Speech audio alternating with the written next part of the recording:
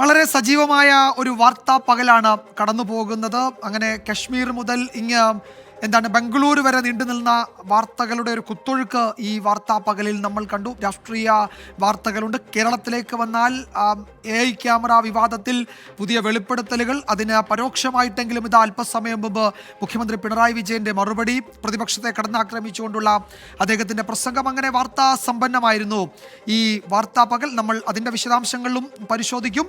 ഒപ്പം പൊതുജനം കഴുതയല്ല സാർ എന്ന പരിപാടിയിലേക്ക് തയ്യാറാക്കിയ പ്രത്യേക റിപ്പോർട്ടുകളും ജനങ്ങളെ ബാധിക്കുന്ന പ്രധാന പ്രശ്നങ്ങളിലൂടെയുള്ള യാത്രകളുമാണ് അടുത്ത ഒരു മണിക്കൂറിൽ. ആദ്യം നമുക്ക് നോക്കാം ഉള്ളടക്കം.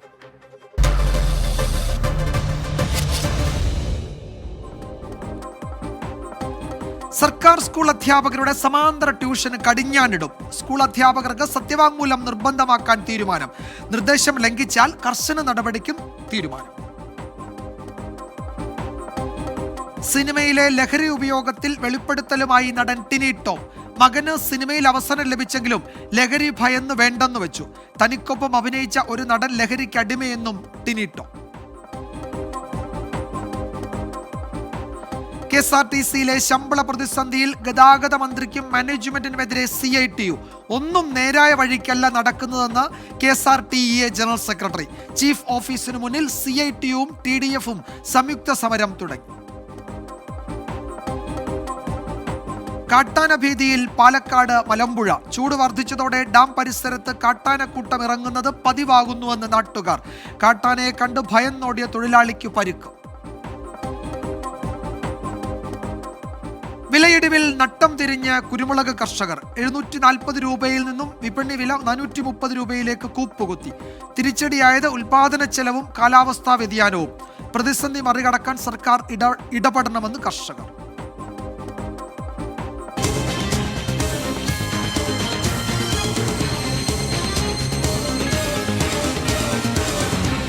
പൊതുജനം കഴുതയല്ല സാർ.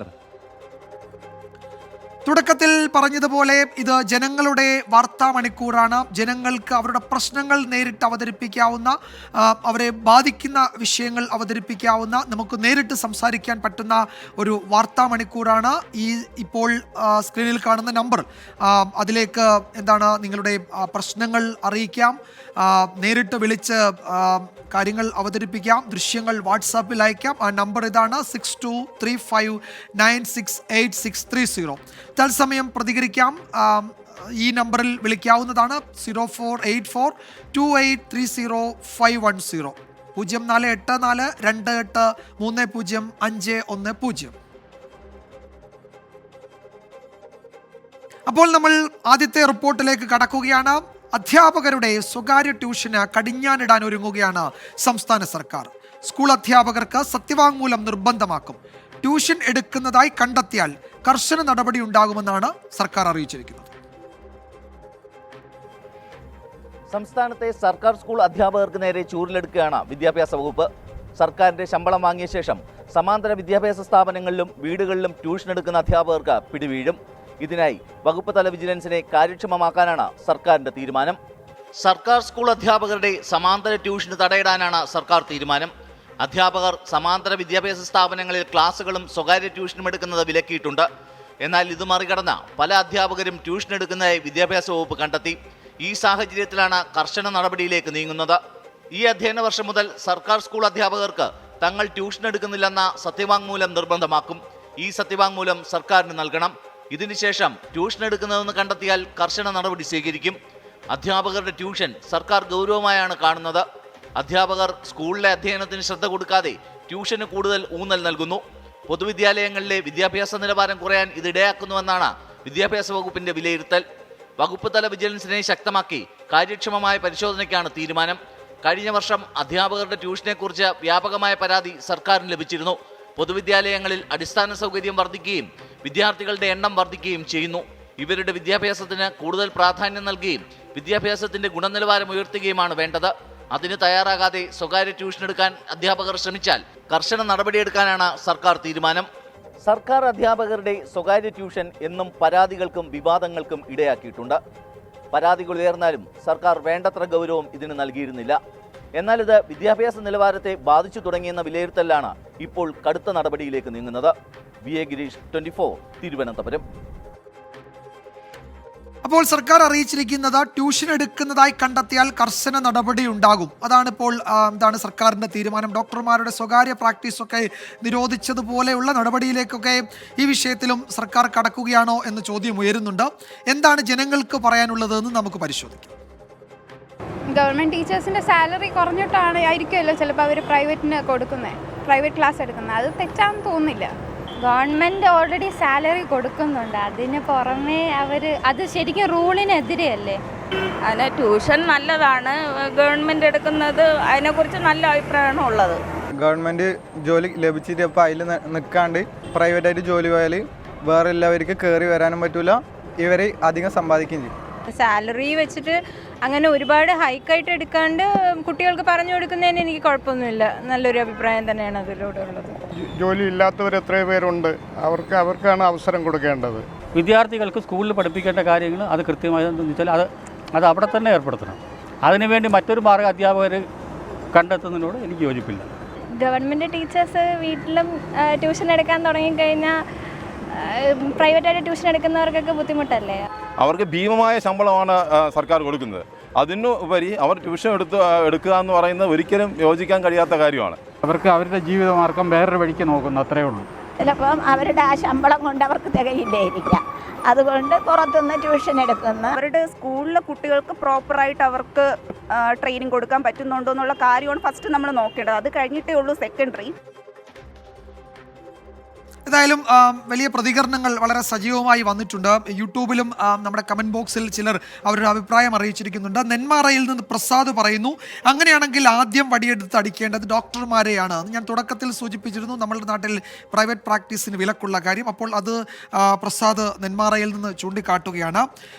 റൌഫ് എന്നൊരാൾ, ഗവൺമെൻറ് ഹോസ്പിറ്റലിലെ ഡോക്ടർമാർ ഹോസ്പിറ്റലിൽ ഇരിക്കാതെ വീട്ടിലിരുന്ന് കൂടുതൽ സമയം കൺസൾട്ട് ചെയ്യുന്നത് ശ്രദ്ധിക്കുന്നുണ്ടോ എന്ന് ആരോഗ്യവകുപ്പിനോട് ഒരു ചോദ്യം ചോദിക്കുന്നുണ്ട്. അങ്ങനെ എന്താണ് ഇക്കാര്യത്തിൽ പ്രേക്ഷകർക്ക് അഭിപ്രായമുണ്ട്, അവരതും നമ്മളെ അറിയിക്കുന്നുണ്ട്. ചർച്ചകൾ നടക്കട്ടെ, സർക്കാർ ഉചിതമായ തീരുമാനമെടുക്കട്ടെ, ജനങ്ങൾക്ക് അഭിപ്രായം പറയാനുള്ള വേദിയിൽ അവരത് പ്രകടിപ്പിക്കുകയും ചെയ്യട്ടെ.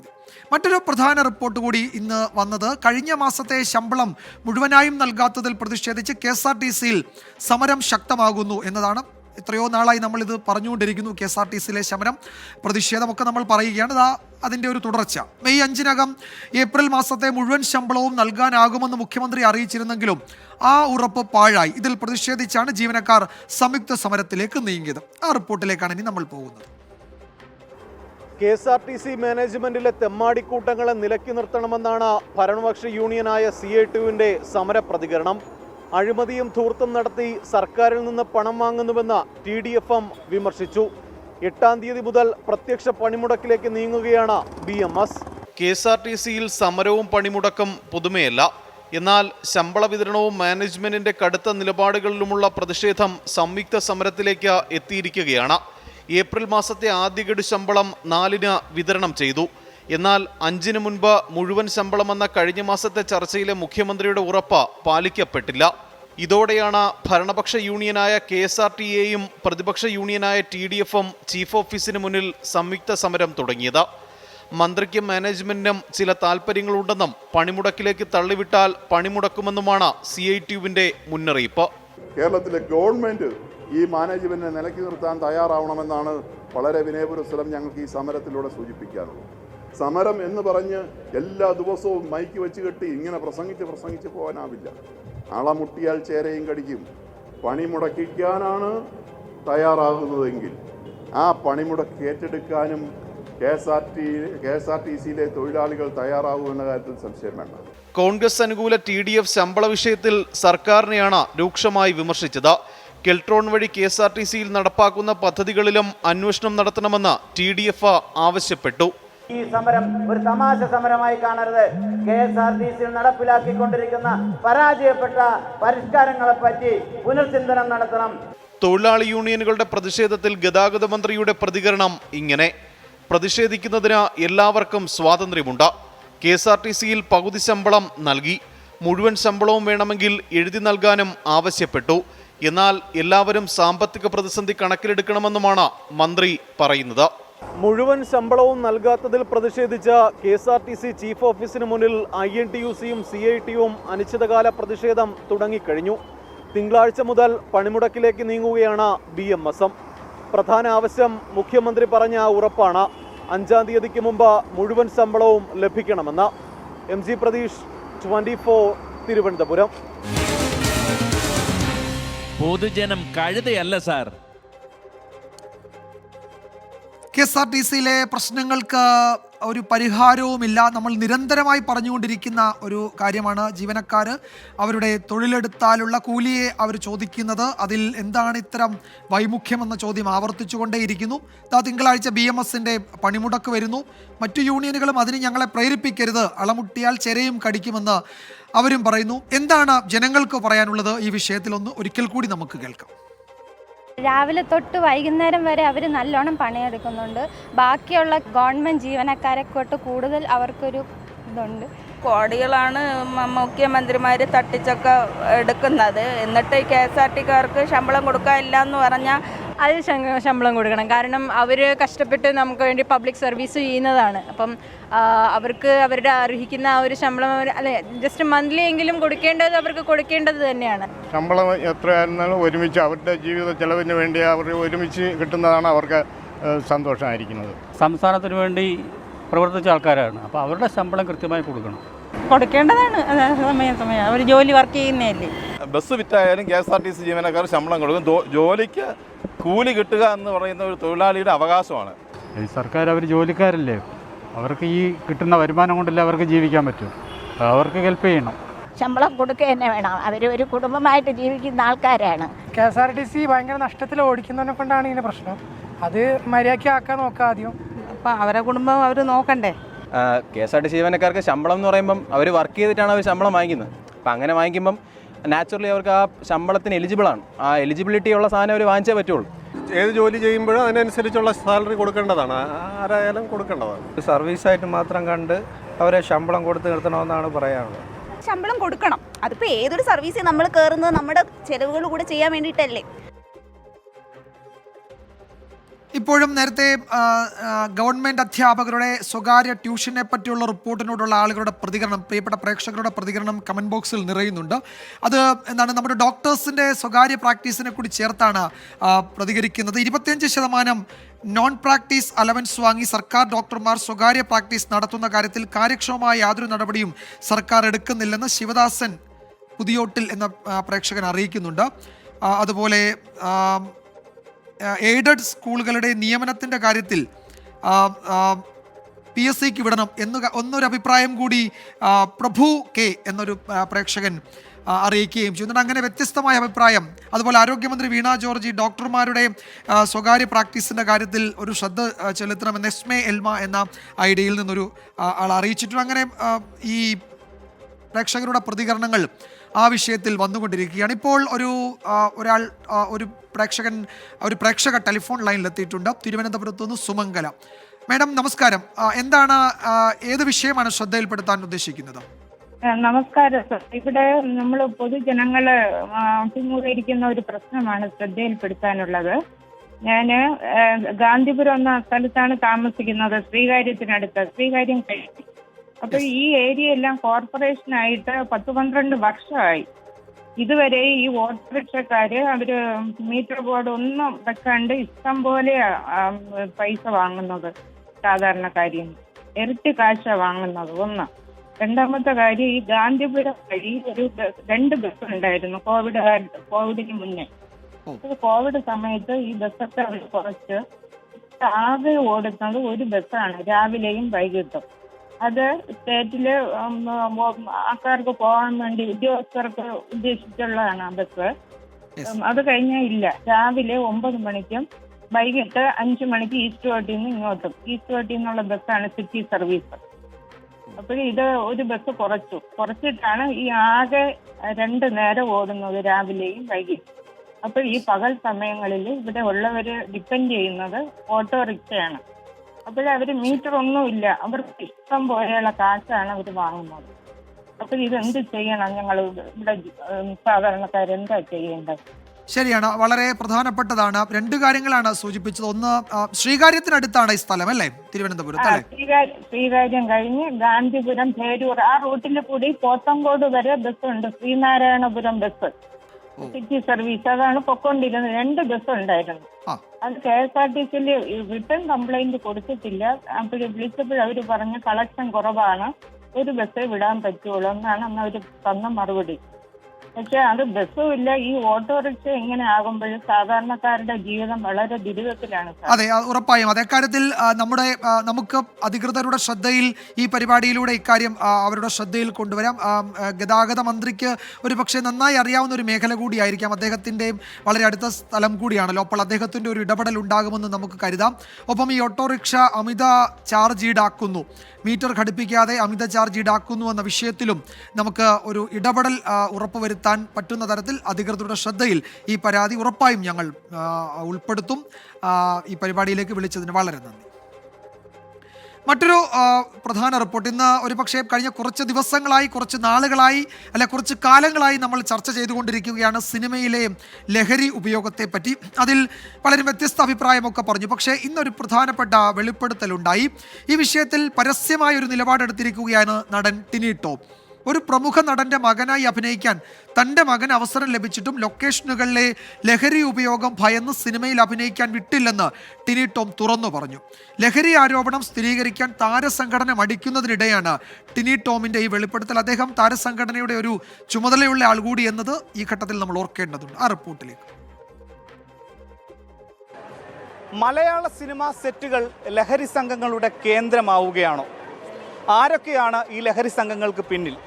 ഏതൊക്കെ നടന്മാരാണ് ലഹരിക്ക് അടിമകളായിട്ടുള്ളവർ? പണ്ട് രഹസ്യമായിരുന്ന കാര്യങ്ങൾ ഇന്ന് പരസ്യമായി തന്നെ തുറന്നു പറയാൻ താരങ്ങൾ തയ്യാറായിരിക്കുകയാണ്. സിനിമയിലെ ലഹരി ഉപയോഗം വ്യാപകമായി ചർച്ചയായി അന്വേഷണ ഘട്ടത്തിൽ എത്തി നിൽക്കെയാണ് ടിനി ടോമിന്റെ തുറന്നു പറച്ചിൽ. അവസരം ലഭിച്ചിട്ടും മകനെ സിനിമയിൽ അഭിനയിക്കാൻ വിടാതിരുന്നതിന്റെ കാരണത്തെപ്പറ്റി ടിനി ടോം പറയുന്നത് ഇങ്ങനെ: എൻ്റെ മകന് സിനിമയിൽ ഒരു വലിയ നടൻ്റെ മകനായിട്ട് അഭിനയിക്കാനുള്ള ചാൻസ് കിട്ടി. എൻ്റെ വൈഫ് പറഞ്ഞു വിടാൻ പറ്റില്ല എന്ന് പറഞ്ഞു. ഭയം, മയക്കുമരുന്ന് തന്നെയാണ്. ഞാൻ പറഞ്ഞു ഇത് സിനിമ എന്ന് പറഞ്ഞിട്ടുണ്ടെങ്കിൽ ഞങ്ങളിവിടെ കച്ചവടം നടത്തുന്നൊന്നുമില്ല, അവന് വിട്ടുന്ന വിചാരിച്ച് കുഴപ്പമില്ല. പക്ഷേ ഈ 17-18 വയസ്സിലാണ് ഏറ്റവും കൂടുതൽ വഴി തെറ്റുന്നത്. അതുകൊണ്ട് ആയൊരു മകനാണ് എനിക്കുള്ളത്. ലഹരിക്ക് അടിമയായ നടനെ അടുത്തിടെ കണ്ടതിനെക്കുറിച്ചും ടിനി ടോം വിശദീകരിച്ചു. തുടർച്ചയായ ലഹരി ഉപയോഗത്തിൽ നടന്റെ പല്ല് പൊടിഞ്ഞു തുടങ്ങി. അധികം വൈകാതെ എല്ല് പൊടിയും. സിനിമയിൽ പലരും ലഹരി ഉപയോഗിക്കുന്നുണ്ടെന്നും താനും പുണ്യവാളനല്ലെന്നും ടിനി ടോം കൂട്ടിച്ചേർത്തു. ഈ അടുത്തൊരു സിനിമാ താരം എന്നോടൊപ്പം അഭിനയിച്ചപ്പോൾ അദ്ദേഹം ലഹരിക്ക് അടിമയാണ്, അദ്ദേഹത്തിൻ്റെ പല്ല് പൊടിഞ്ഞു തുടങ്ങിയിട്ടുണ്ട്. അപ്പോൾ പല യുവജനങ്ങളും പറയും അവൻ നന്നായിട്ട് ആക്ട് ചെയ്യുന്നുണ്ട് ഇത് ഉപയോഗിക്കുന്നതുകൊണ്ട്. അത് ഈ ലൈറ്റ് പോലെയാണ്, അതിലേക്ക് ഇലക്ട്രിസിറ്റി കടത്തി വിടുമ്പോൾ ഇങ്ങനെ നന്നായിട്ട് ബ്രൈറ്റായിട്ട് നിൽക്കും. പക്ഷെ അതിൻ്റെ ആ ഫിലമെൻ്റ് അടിച്ചു പോയാൽ പിന്നെ തിരിച്ചു കിട്ടൂല. ലഹരിക്കെതിരായ പോലീസിന്റെ യോദ്ധാവ് ബോധവൽക്കരണ പരിപാടിയുടെ അംബാസഡർ കൂടിയാണ് ടിനി ടോം. എന്നാൽ ടിനി ടോമിന്റെ പ്രസ്താവനയെ ശക്തമായി എതിർക്കുന്നവരുമുണ്ട്. ലഹരിക്കെതിരെ ബോധവൽക്കരിച്ച് സിനിമയിൽ വിടുന്നതിന് പകരം മകന്റെ കരിയർ നശിപ്പിക്കുന്നു എന്നാണ് ഇവർ പറയുന്നത്. സിനിമാ സെറ്റുകൾ ലഹരി ഉപയോഗത്തിൻ്റെ ഒരു കേന്ദ്രമാണ് എന്ന് പറഞ്ഞാൽ അതിനോട് യോജിക്കാൻ പറ്റുമെന്ന് എനിക്ക് തോന്നുന്നില്ല. കാരണം യൂസ് ചെയ്യുന്നവർ കാണും, പക്ഷെ എല്ലാവരും ഇപ്പോൾ അത് യൂസ് ചെയ്യണമെന്നില്ലല്ലോ. പിന്നെ ഈ മോനെ വിടുന്നില്ല എന്ന് പറഞ്ഞ ഒരു സ്റ്റേറ്റ്മെൻറ്റ് തികച്ചും തെറ്റാണ്. അതൊക്കെ ചുമ്മാ പറയുന്നതല്ലേ, അങ്ങനെയൊന്നും ഉണ്ടാകത്തില്ല. ഇതിനിടെ ലൊക്കേഷനുകളിൽ വന്നുപോകുന്നവർ ലഹരി എത്തിക്കാനുള്ള സാധ്യത തുടങ്ങിയവ എക്സൈസ് പരിശോധിക്കുകയാണ്. കൃത്യമായ വിവരം ലഭിച്ചാൽ റെയ്ഡും നടത്തുമെന്നാണ് അറിയുന്നത്. അതേസമയം അന്വേഷണ സംഘം ബന്ധപ്പെട്ടിട്ടില്ലെന്നാണ് അമ്മയുടെ വിശദീകരണം. ശ്രീനാഥ് ഭാസിയുടെ അംഗത്വ അപേക്ഷ അടുത്ത എക്സിക്യൂട്ടീവ് പരിഗണിക്കുമെന്നും ഷെയ്ൻ നിഗത്തിന്റെ വിലക്കിൽ ചർച്ച നടത്തുമെന്നും താരസംഘടന വ്യക്തമാക്കി. സിനിമാ ലൊക്കേഷനിലെ ലഹരി ഉപയോഗത്തെ പറ്റിയുള്ള പരാതിയിൽ മരുന്നിനെങ്കിലും അന്വേഷണം നടത്തിയോ? ലൊക്കേഷനുകളിലടക്കം കയറി പരിശോധന നടത്തും, മുഖം നോക്കാതെ നടപടിയെടുക്കും തുടങ്ങിയ വിരട്ടലുകൾ ഉണ്ടയില്ലാ വെടികൾ മാത്രമായിരുന്നു. ആലപ്പുഴയിൽ നിന്നും മനീഷ് മഹിവാൽ, 24. പൊതുജനം കഴുതയല്ല സാർ. എന്തായാലും ഈ വിഷയം കഴിഞ്ഞ ദിവസം സിനിമാ സംഘടനകളുടെ, ചലച്ചിത്ര മേഖലയിലെ വിവിധ സംഘടനകളുടെ യോഗത്തിൽ ചർച്ചയായതാണ്. ആ യോഗശേഷം നിർമ്മാതാക്കളുടെ ഒരു പ്രതിനിധി ഈ വിഷയം ഉന്നയിക്കുകയും ചെയ്തു. പക്ഷേ അതൊരു ഏകപക്ഷീയമായ അഭിപ്രായ പ്രകടനമായിരുന്നു എന്ന് പിറ്റേന്ന് മറ്റു ചില സംഘടനകൾ അഭിപ്രായപ്പെടുകയും ചെയ്തു. അതിനിടെയാണ് താരസംഘടനയുടെ ചുമതല കൂടിയുള്ള ടിനി ടോം അദ്ദേഹത്തിൻ്റെ വ്യക്തിപരമായ അഭിപ്രായം പങ്കുവച്ചത്. അതിനോടുള്ള പ്രേക്ഷകരുടെ പ്രതികരണം എന്താണെന്ന് നമുക്ക് പരിശോധിക്കാം. ഇപ്പം സോഷ്യൽ മീഡിയയിലാണെങ്കിൽ പോലും നമുക്ക് കൃത്യമായിട്ട് തെളിവുൾപ്പെടെ കാണാൻ സാധിക്കുന്നുണ്ട്. അതിപ്പോൾ ഏറ്റവും അറിയപ്പെടുന്ന മുൻനിരയിൽ നിൽക്കുന്ന താരങ്ങളാണെങ്കിൽ പോലും വലിയ രീതിക്ക് ഈ ലഹരിക്ക് അടിമകളാണ്. ഈ റീൽസ് എല്ലാം കാണുമ്പോൾ മനസ്സിലാവുന്നുണ്ട് ഈ ലഹരിയുടെ ഉപയോഗം വളരെയധികം സിനിമാ മേഖലയിൽ ഉണ്ടെന്ന്. ഇതിനെ പേടിച്ചിട്ട് വിടാതിരുന്നു എന്നുള്ളത് തികച്ചും തെറ്റാണ്. മാത്രമല്ല ഇത് പേടിച്ച് വിട്ടില്ല എന്ന് പറയുമ്പോൾ അവൻ്റെ കരിയറും കൂടെയാണ് അവിടെ നശിച്ചു പോകുന്നത്. മകന് സിനിമാ മേഖലയിൽ ലഹരി ഉപയോഗിക്കാതിരിക്കാനും അത് നോക്കേണ്ടത് അവരുടെ കടമയാണ്. ഇപ്പോൾ ലഹരി ഉപയോഗിക്കുന്ന ഒരാളാണെങ്കിൽ ഇപ്പോൾ എവിടെ പോയാലും അത് സിനിമ എന്നുള്ള ഫീൽഡൊന്നുമില്ല, വേറെ എവിടെ പോയാലും ഉപയോഗിക്കുമല്ലോ. അതൊക്കെ ഒരാളുടെ പേഴ്സണൽ ആയിട്ടുള്ള ഒരു കാര്യങ്ങളാണ്. അതിനിപ്പോൾ അച്ഛൻ വേണ്ടെന്ന് പറഞ്ഞാലും ആ വഴി അല്ലെങ്കിൽ വേറെ വഴിയിൽ അയാൾ അത് ഉപയോഗിക്കും. കേൾക്കാറുണ്ട് ഇതുപോലെ സിനിമയിൽ അങ്ങനെ അത്തരത്തിലുള്ള ഇത് നടക്കുന്നുണ്ട്. അപ്പം അങ്ങനെ യൂസ് ആക്കുക ഒരുപാട് പേരുണ്ടാകും. അല്ല, ലഹരി ഉപയോഗിക്കണോ വേണ്ട എന്നത് സ്വന്തമായിട്ട് തീരുമാനിക്കുന്ന ഒരു കാര്യമാണ്. അപ്പം ഒരാൾ വേണ്ട എന്ന് തീരുമാനിച്ചാൽ അത് വേണ്ടാന്ന് വെക്കാവുന്നതേ ഉള്ളൂ. അതായിട്ട് കമ്പയർ ചെയ്യാൻ പറ്റത്തില്ല. ഒരു പക്ഷേ വിളിക്കാതുകൊണ്ട് അയക്കാം പറഞ്ഞത്. അദ്ദേഹത്തിൻ്റെ ഒരു കാഴ്ചപ്പാടനുസരിച്ച് അങ്ങനെ ലഹരി ഉപയോഗമൊക്കെ ഉണ്ടെങ്കിൽ അങ്ങനെ വിടാതിരിക്കുന്നതായിരിക്കും അദ്ദേഹത്തിന് നല്ലത്. മുല്ലപ്പൂയും പൊടി ഏറ്റെടുക്കാൻ കല്ലിന് കൊണ്ടൊരു സമയം ഇപ്പം വെള്ളം അടിക്കുന്നതായിട്ട് കൂട്ടുകൂടിയാൽ സ്വാഭാവികമായിട്ട് വെള്ളം അടിക്കുന്നതായിട്ട് കൂടുമല്ലോ. അതിപ്പം അദ്ദേഹത്തിൻ്റെ ഇഷ്ടമല്ല. തൻ്റെ മകൻ ഏത് വഴിക്ക് വേണമെന്നൊക്കെ അദ്ദേഹത്തിൻ്റെ ഒരു തീരുമാനമായിരിക്കും. അതായിരിക്കും അദ്ദേഹം പറഞ്ഞത്. നമ്മുടെ കമന്റ് ബോക്സിൽ പലരും പറയുന്നുണ്ട് ഇത് സിനിമയിൽ മാത്രമല്ല ഈ ലഹരി, മറ്റു മേഖലകളിലുമുണ്ട്. പക്ഷേ സിനിമാ മേഖലയിലെ ലഹരി വിഷയത്തിൽ സർക്കാരിൻ്റെ ഭാഗത്തുനിന്ന് തണുത്ത പ്രതികരണം അത് പലതരത്തിലും സംശയമുണർത്തുന്നു. അങ്ങനെയൊക്കെ പ്രേക്ഷകരും പ്രതികരിക്കുന്നുണ്ട്. എന്തായാലും ഈ വിഷയത്തിൽ കഴിഞ്ഞ കുറച്ചു നാളായി ചർച്ചകൾ തുടരുന്നുണ്ട്. ആ ചർച്ചകൾക്ക് ആക്കം കൂട്ടുന്നതാണ് ഇന്ന് ടിനി ടോമിൻ്റെ ഈ തുറന്നു പറച്ചിൽ എന്ന കാര്യത്തിൽ സംശയമില്ല. ജനങ്ങളുടെ ജനകീയ വാർത്താ മണിക്കൂർ തുടരുകയാണ്. പല പ്രേക്ഷകരും ഇപ്പോഴും അരിക്കൊമ്പൻ കാട്ടാനെ പറ്റി എന്തെങ്കിലും വിവരമുണ്ടോ എന്ന് അന്വേഷിക്കുന്നുണ്ട്. അപ്പോൾ നമുക്ക് ലഭ്യമായ വിവരം അനുസരിച്ച് അരിക്കൊമ്പൻ കേരള തമിഴ്നാട് അതിർത്തിയിലുണ്ട്. നമ്മളുടെ പ്രതിനിധി രാഹുൽ വിജയൻ ഇന്ന് മേഘമലയിലേക്ക് പോയിരുന്നു, തമിഴ്നാടിൻ്റെ പ്രദേശത്ത്. അവിടെ ആളുകളുമൊക്കെയായി സംസാരിച്ചിട്ടുണ്ട്. അവിടെ നിന്നുള്ള വിശദമായ റിപ്പോർട്ട് നമ്മൾ വാർത്താമഴയിൽ ഉൾപ്പെടുത്തിയിട്ടുമുണ്ട്. അരിക്കൊമ്പൻ ആ ഭാഗത്തൊക്കെ ഉണ്ട്, അതിനെ ട്രാക്ക് ചെയ്യുന്നുണ്ട്. ചില സ്ഥലങ്ങളിൽ അത് ഈ തേയില തൊഴിലാളികളുടെയൊക്കെ തോട്ടം തൊഴിലാളികളുടെ വീടുകളിൽ കയറി എന്ന റിപ്പോർട്ടുകളൊക്കെ ഉണ്ട്. അത് അരിക്കൊമ്പൻ തന്നെയാണോ എന്ന് നമുക്ക് ഉറപ്പിക്കാറായിട്ടില്ല. അരിക്കൊമ്പൻ എവിടെ, അതിനെപ്പറ്റിയുള്ള വിവരങ്ങളുണ്ടോ എന്നൊക്കെ അന്വേഷിക്കുന്നുണ്ട്. അരിക്കൊമ്പന് തമിഴ്നാട്ടിൽ പണി കിട്ടും, അവിടെ മൃഗസ്നേഹികളെക്കാൾ കൂടുതൽ മനുഷ്യസ്നേഹികളാണെന്ന് ഒരു പ്രേക്ഷകൻ അറിയിക്കുന്നുണ്ട്. അപ്പോൾ എന്തായാലും നമുക്ക് നോക്കാം അരിക്കൊമ്പൻ്റെ അവിടെ നിന്നുള്ള വിവരങ്ങൾ, കൂടുതൽ ദൃശ്യങ്ങളൊക്കെ ഉൾപ്പെടുത്താൻ പരമാവധി ശ്രമിക്കുന്നുണ്ട്. അത് കാട്ടിലുണ്ട് എന്നാണ് ഈ റേഡിയോ കോളർ സിഗ്നലിൽ നിന്ന് മനസ്സിലാക്കാൻ കഴിഞ്ഞത്. മറ്റൊരു റിപ്പോർട്ടിലേക്ക് നമ്മൾക്ക് കടക്കാം. വിലയിടിവും കൂലി വർധനയും മൂലം കടുത്ത പ്രതിസന്ധി നേരിടുകയാണ് കേരളത്തിലെ കുരുമുളക് കർഷകർ. 740 രൂപ വരെ ഉയർന്ന വില ഇപ്പോൾ 430 ഇടിഞ്ഞു. ഉൽപാദന മേഖലയിലെ ചെലവ് വർദ്ധിച്ചതും കാലാവസ്ഥാ വ്യതിയാനവും ഒക്കെ കർഷകർക്ക് തിരിച്ചടിയാണ്. പ്രതിസന്ധി മറികടക്കാൻ സർക്കാരുകളുടെ യാതൊരു സഹായവും കർഷകർക്ക് ലഭിച്ചിട്ടില്ല. കറുത്ത പൊന്ന എന്നറിയപ്പെടുന്ന കുരുമുളക് സുഗന്ധവ്യഞ്ജനങ്ങളിലെ രാജാവാണ്. ഒരു കാലത്ത് കേരളത്തിൽ ഏറ്റവും കൂടുതൽ കർഷകർ കൃഷി ചെയ്തിരുന്നതും കുരുമുളക് തന്നെ. പക്ഷേ നിലവിലെ സാഹചര്യത്തിൽ കുരുമുളക് കൃഷി കർഷകർ ഉപേക്ഷിക്കുകയാണ്. കുരുമുളകിൻ്റെ ഉപയോഗം കേരളത്തിൽ ചരിത്രാതീത കാലം മുതലേ തുടങ്ങിയതാണ്. റോമക്കാരും യവനരും പേർഷ്യക്കാരും കുരുമുളക് സുഗന്ധദ്രവ്യമായി ഉപയോഗിക്കാൻ തുടങ്ങിയത് ക്രിസ്തുവിനും 3000 വർഷം മുന്നേ എന്നതും ചരിത്രം. ഇന്ത്യയിൽ നിന്നും ഇറക്കുമതി ചെയ്തിരുന്ന വിഭവങ്ങളിൽ ഏറ്റവും വിലപിടിച്ചതായിരുന്നു കുരുമുളക്. ലോകത്തിൻ്റെ ആവശ്യകതയുടെ 50% കുരുമുളകും നൽകപ്പെടുന്നത് ഇന്ത്യയിൽ നിന്നായിരുന്നു. അതിൽ വലിയ പങ്കും കേരളത്തിൽ നിന്നും. പക്ഷേ കേരളത്തിലെ കുരുമുളക് കർഷകർ ഇന്ന് നേരിടുന്നത് വലിയ പ്രതിസന്ധിയാണ്. കഴിഞ്ഞ 5 വർഷക്കാലമായി കുരുമുളക് വില താഴേക്കാണ് വളരുന്നത്. ഒരിടയ്ക്ക് 740 രൂപ വരെ വന്ന വില ഇന്ന് എത്തി നിൽക്കുന്നത് 430 രൂപയിൽ. കുരുമുളകിന് വിലയിടിവുണ്ടാകുന്നുണ്ടെങ്കിലും കുരുമുളക് പൊടി ഉൾപ്പെടെയുള്ള ഉപോൽപ്പന്നങ്ങൾക്ക് തീ പിടിച്ച വിലയാണ്. കർഷകരിൽ നിന്നും 430 രൂപയ്ക്ക് വാങ്ങുന്ന 1 കിലോ കുരുമുളകിൽ നിന്നും 940 ഗ്രാം കുരുമുളക് പൊടി ലഭിക്കും. ഇതിൻ്റെ മാർക്കറ്റ് വില 1000 രൂപയാണ്. ഉൽപാദന മേഖലയിലെ ചെലവ് വർദ്ധിച്ചതും കാലാവസ്ഥാ വ്യതിയാനവും കർഷകർക്ക് നൽകുന്നത് കനത്ത തിരിച്ചടിയാണ്. എല്ലാത്തിലുമുപരി നോർത്ത് ഇന്ത്യൻ ലോബിയുടെ ഇടപെടലിലൂടെ കേരളത്തിലേക്ക് വൻതോതിൽ ഇറക്കുമതി ചെയ്യപ്പെടുന്ന കുരുമുളകും കർഷകർക്ക് വെല്ലുവിളിയാണ്. 1 കിലോ കുരുമുളക് പൊടിച്ചാൽ 900 ഗ്രാമിന് മുകളിൽ കുരുമുളക് പൊടി ലഭിക്കുന്ന ഒരു സാഹചര്യം ഉണ്ടാകുമ്പോൾ ഇതിൽ നിന്നുണ്ടാക്കുന്ന ഉപോൽപ്പന്നങ്ങൾക്കൊന്നും വില കുറയുന്നില്ല. കർഷകർ ഉൽപ്പാദിപ്പിക്കുന്ന കുരുമുളകിന് മാത്രം വില ഇടിയുന്ന ഒരു സാഹചര്യം. കൽക്കട്ട വഴി ഇവിടേക്ക് കുരുമുളക് നേപ്പാളിലേക്ക് എന്ന പേരിൽ കുരുമുളക് ഇവിടെ ഇറക്കി നോർത്ത് ഇന്ത്യൻ വിപണിയിൽ എത്തുന്ന ഒരു സാഹചര്യമുണ്ട്. അത് തടയാൻ ശ്രമിച്ചാൽ തന്നെ ഒരു പരിധിവരെ കുരുമുളകിന് ന്യായമായ വില ലഭിക്കും. ഇവിടുത്തെ കുരുമുളക് കർഷകരെ സംരക്ഷിക്കേണ്ടത് കേന്ദ്ര സംസ്ഥാന സർക്കാരുകളുടെ ബാധ്യതയാണ്. പ്രതിവർഷം ഇന്ത്യയുടെ കുരുമുളക് ഉൽപ്പാദനം 20,000 ടണ്ണിലേക്കാണ് കൂപ്പുകുത്തിയത്. വിയറ്റ്നാം അടക്കമുള്ള രാജ്യങ്ങളിൽ ഉൽപ്പാദനം 2 ലക്ഷം ടൺ വരെയാണ്. മറ്റ് രാജ്യങ്ങൾ ഉൽപ്പാദനത്തിൽ വലിയ മുന്നേറ്റം ഉണ്ടാക്കുമ്പോഴാണ് ഇന്ത്യയിൽ ഈ സ്ഥിതി തുടരുന്നത്. കേരളത്തിൽ കൃഷി വകുപ്പിന് കീഴിലാണ് കുരുമുളക് കൃഷിയുള്ളത്. ഇത് സ്പൈസസ് ബോർഡിന് കീഴിലേക്ക് മാറ്റണമെന്ന കർഷകരുടെ ആവശ്യത്തിന് വർഷങ്ങളുടെ പഴക്കമാണുള്ളത്. സർക്കാർ കേട്ട മട്ടില്ല. സ്പൈസസ് ബോർഡിന് കീഴിലാവുന്നതോടെ കേന്ദ്ര സർക്കാർ സഹായമെങ്കിലും കർഷകർക്ക് ലഭിക്കും. കൃഷി നഷ്ടത്തിലായതോടെ കർഷകരുടെ കൊഴിഞ്ഞുപോക്കും വ്യാപകമാവുകയാണ്.